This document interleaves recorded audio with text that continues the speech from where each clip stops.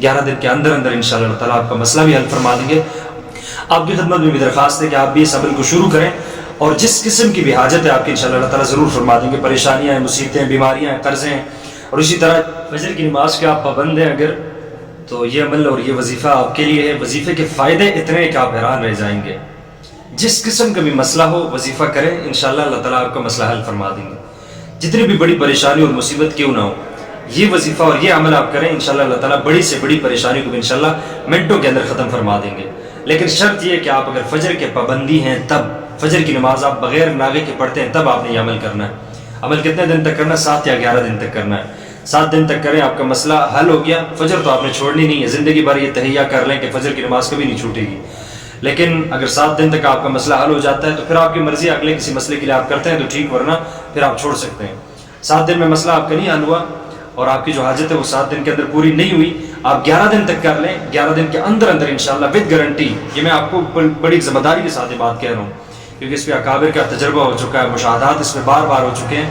ہمارے جتنے بھی ساتھی ہیں، ہمارے مدرسے کے ساتھی ہو گئے ہیں، طلباء علماء جتنے بھی ہمارے ساتھی ہیں، دوست احباب ہیں، تقریباً جن سے میرا تعلق ہے، جس سے بھی میں پوچھتا ہوں، وہ لازمی اس عمل کو کرتا ہے۔ صبح کے ٹائم، فجر کے ٹائم وہ لازمی اس وظیفے کو کرتا ہے کیونکہ اس کی برکت ہی اتنی ہے۔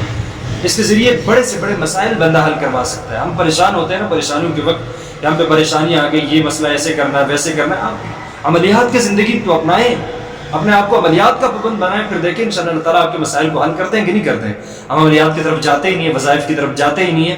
تو جتنے بھی ہمارے ساتھی ہیں تقریباً سارے کے سارے اس عمل پہ وہ ہے کہ وظیفہ اسی طریقے سے کر رہے ہیں۔ یہ جو وظیفہ میں آج آپ کو بتانے لگا ہوں، جس قسم کی بھی آپ کی حاجت ہے، آپ یہ عمل 7 دن یا 11 دن تک کریں فجر کے ٹائم، انشاءاللہ اللہ تعالیٰ آپ کے تمام تر حاجات پورے فرما دیں گے۔ اللہ تعالیٰ آپ کے تمام تر مقاصد میں آپ کو کامیابی عطا فرمائیں گے۔ جس قسم کی بیماری بھی ہو، بعض اوقات گھر میں بیماریاں آ جاتی ہیں، اکثر دوست احباب شکایت کرتے رہتے ہیں، میسیجز آتے ہیں کہ سر ہمارے گھر میں بیماری اور اس قسم کی بیماری ہے جو حل نہیں ہو رہی اور ختم نہیں ہو رہی، یہ ہو رہا ہے وہ ہو رہا ہے۔ میں آپ کو یہی وظیفہ ریکمینڈ کروں گا کہ آپ اس وظیفے پہ عمل کریں اور اس وظیفے کا اپنے آپ کو پابند بنائیں، انشاءاللہ جتنی بھی بیماریاں اللہ تعالیٰ گھر سے جڑ سے ختم فرما دیں گے۔ وظیفہ کس طرح کرنا اور کون سا وظیفہ ہے، یہ اب آپ غور سے سمجھیں۔ صبح فجر کی نماز کے لیے جب آپ اٹھتے ہیں، وضو کرتے ہیں، وضو کر کے اس کے بعد آپ نے 2 رکعتیں فجر کی سنتے پڑھنی ہے، اور سنتے پڑھ کے آپ نے آرام سکون سے بیٹھ جانا ہے، ٹھیک ہے۔ جیسے آپ سنتے پڑھ لیتے ہیں، سلام کرنے کے بعد بسم اللہ الرحمن الرحیم پڑھیں اور 41 مرتبہ سورہ فاتحہ الحمد سے لے کر الحمدللہ رب العالمین الرحمن الرحیم مالک یوم الدین ایاک نعبد و ایاک نستعین اہدنا الصراط المستقیم صراط الذین انعمت علیہم غیر المغضوب علیہم ولا الضالین آمین۔ مختصر یہی 10-15 منٹ لگتے ہیں 41 مرتبہ پڑھنے میں۔ تو آپ نے سنتوں کے بعد 41 مرتبہ سورہ فاتحہ پڑھنی ہے اور اپنے مقصد اور اپنی حاجت کے لیے دعا کرنی ہے۔ فجر میں جو فرض ہیں 2 ان سے پہلے اور سنتوں کے بعد، ٹھیک ہے جی۔ اسی طریقے سے آپ نے درمیان میں سنتوں اور فرضوں کے درمیان آپ نے یہ وظیفہ کرنا اور یہ عمل کرنا ہے، نہ پہلے کرنا اور نہ بعد میں کرنا ہے، بلکہ درمیان میں کرنا ہے آپ نے یہ عمل۔ اور جیسے آپ وظیفہ کمپلیٹ کر لیتے ہیں، پورا ہو جاتا ہے وظیفہ، اس کے بعد اپنے مقصد کے لیے دعا کریں۔